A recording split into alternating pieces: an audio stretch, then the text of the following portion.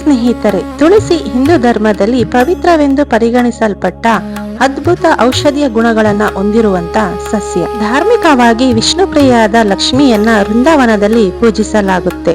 ಇದು ಮನೆಯಲ್ಲಿ ನಕಾರಾತ್ಮಕ ಶಕ್ತಿಯನ್ನ ಹೋಗಲಾಡಿಸುತ್ತೆ. ಹಸುರ ಕನ್ಯೆಯಾಗಿ ಹುಟ್ಟಿದ ವೃಂದ ಮುಂದೆ ವಿಷ್ಣುಪ್ರಿಯೆ ತುಳಸಿ ದೇವಿ ಆಗಿದ್ದು ಹೇಗೆ ಎಂಬುದನ್ನ ಈ ವಿಡಿಯೋದಲ್ಲಿ ನಾನು ನಿಮ್ಗೆ ತಿಳಿಸ್ತಾ ಹೋಗ್ತೀನಿ. ವಿಡಿಯೋನ ಎಲ್ಲೂ ಕೂಡ ಸ್ಕಿಪ್ ಮಾಡ್ದಂಗೆ ಪೂರ್ತಿಯಾಗಿ ನೋಡಿ. ಕೋಪಗೊಂಡ ಲಕ್ಷ್ಮೀ ದೇವಿಯು ತುಳಸಿಗೆ ನೀನು ಭೂಲೋಕದಲ್ಲಿ ಜನಿಸಿ ಅಸುರನನ್ನು ಮದುವೆಯಾಗು ಎಂದು ಶಾಪ ನೀಡಿದರು.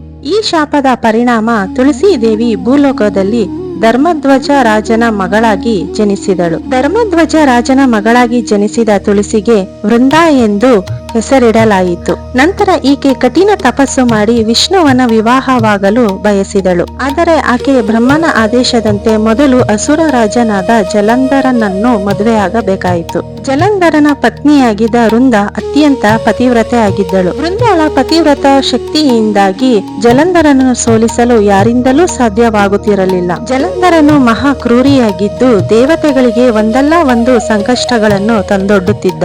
ಜಲಂಧರ ನೀಡುತ್ತಿದ್ದ ಹಿಂಸೆಯನ್ನು ತಾಳಲಾರದೆ ದೇವತೆಗಳೆಲ್ಲ ವಿಷ್ಣುವಿನ ಬಳಿ ಬಂದು ತಮ್ಮನ್ನು ಈ ಸಮಸ್ಯೆಯಿಂದ ಪಾರು ಮಾಡುವಂತೆ ಬೇಡಿಕೊಂಡರು. ಆಗ ದೇವತೆಗಳ ಕೋರಿಕೆಯಂತೆ ವಿಷ್ಣು ಜಲಂಧರನ ವೇಷ ಧರಿಸಿ ವೃಂದಾಳ ಮುಂದೆ ಬಂದ. ಈ ವಿಷಯ ತಿಳಿಯದ ವೃಂದ ಈತ ತನ್ನ ಪತಿಯೆಂದು ಭಾವಿಸಿ ವಿಷ್ಣುವನ್ನು ಉಪಚರಿಸಿದಳು. ಆಗ ವೃಂದಾಳ ಪತಿವ್ರತ್ಯ ಭಂಗಗೊಂಡಿತು. ಇದರ ಪರಿಣಾಮ ವೃಂದಾಳ ಪತಿ ಜಲಂಧರನ ಶಕ್ತಿ ಕುಂದಿತು.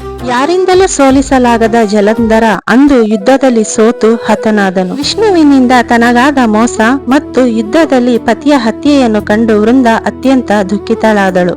ಸತ್ಯ ತಿಳಿಯುತ್ತಿದ್ದಂತೆ ವೃಂದ ವಿಷ್ಣುವಿಗೆ ಶಾಲಿಗ್ರಾಮವಾಗುವಂತೆ ಶಾಪ ನೀಡಿದಳು. ವೃಂದಾಳ ಪತಿವ್ರತ ಧರ್ಮ ಎಷ್ಟಿತ್ತೆಂದರೆ ಪತಿಯ ಸಾವಿನ ಬಳಿಕ ಆಕೆಯೂ ಕೂಡ ಆತನ ಚಿತೆಯೊಂದಿಗೆ ತಾನೂ ಕೂಡ ಹಾರಿ ಸತಿ ಸಹಗಮನ ಹೊಂದಿದಳು. ನಂತರ ವೃಂದಾಳ ಚಿತಾಭಸ್ಮದಿಂದ ತುಳಸಿ ಸಸ್ಯ ಒಂದು ಜನ್ಮ ತಾಳಿತು. ವಿಷ್ಣು ವೃಂದಾಳ ಭಕ್ತಿಗೆ ಮೆಚ್ಚಿ ತಾನು ಶಾಲಿಗ್ರಾಮ ರೂಪದಲ್ಲಿ ತುಳಸಿಯ ಜೊತೆ ಇರುವುದಾಗಿ ಮತ್ತು ತುಳಸಿ ಎಲೆ ಇಲ್ಲದೆ ತನಗೆ ಯಾವುದೇ ಪೂಜೆ ಸ್ವೀಕಾರವಾಗುವುದಿಲ್ಲ ಎಂದು ತುಳಸಿಗೆ ವರ ನೀಡಿದನು. ಹಾಗೆಯೇ ತುಳಸಿಯ ಪೂರ್ವ ಜನ್ಮದ ಕೋರಿಕೆಯಂತೆ ತುಳಸಿಯನ್ನ ವಿವಾಹವಾದನು.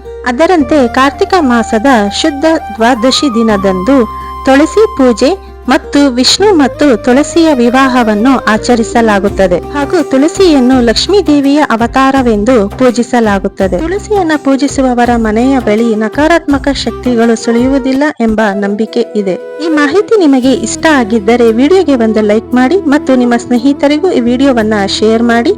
ಮತ್ತಷ್ಟು ಭಕ್ತಿ ಪ್ರದಾಯಕ ಕಥೆಗಳಿಗಾಗಿ ನಿಶ್ಚಿತ ಗೌಡ ಅಡುಗೆ ಅಂಡ್ ವ್ಲಾಗ್ಸ್ ಯೂಟ್ಯೂಬ್ ಚಾನೆಲ್ ಅನ್ನು ಸಬ್ಸ್ಕ್ರೈಬ್ ಮಾಡಿ.